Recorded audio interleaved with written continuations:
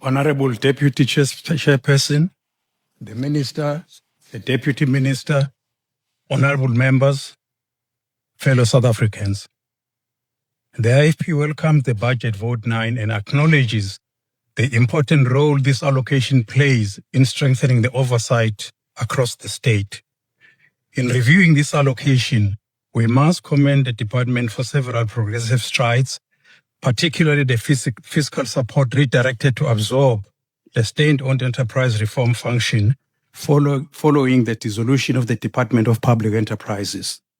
The introduction of the National State Enterprise Bill is an admirable legislative step that seeks to overhaul how South Africa oversees its major state companies by replacing a fragmented system with a coherent, professional, and accountable model of ownership.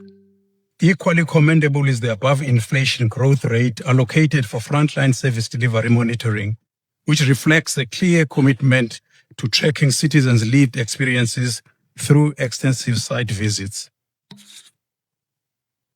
To build on these notable achievements, we must collaboratively address specific operational constraints to ensure that a constructive solution immediately follows every challenge we identify. In light of this, a large share of the budget is absorbed by employee compensation. Yet the department concedes that it lacks sufficient funding to support its own structure. Operating with fewer staff under a strict hiring moratorium limits oversight capacity.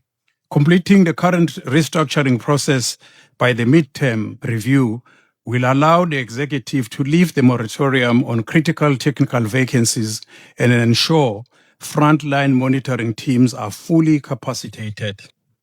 A further matter of concern is the frequency of medium-term development plan monitoring reports. In a context defined by climate disasters and local government instability, annual reporting is not enough. By partnering with universities and research institutions, the department can co-author quarterly localized risk updates. Crucially, these outputs must move beyond mere compliance exercises and explicitly provide quantifiable proof that ordinary citizens' quality of life has directly improved as a consequence of these monitoring efforts. Administrative non-compliance is an area of need of urgent correction. Recent irregular expenditure did not stem from unlawful actions as such, but from officials misinterpreting supply chain prescripts and acting outside their authority.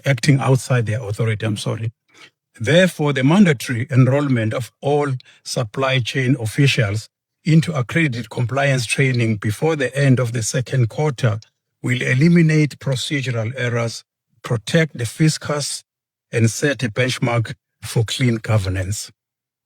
Honorable Chairperson, notwithstanding what I've said, considering the difficult road our parastatals have traveled, there can be no doubt that delivery will now be a subject of intense scrutiny against the highest governance standards.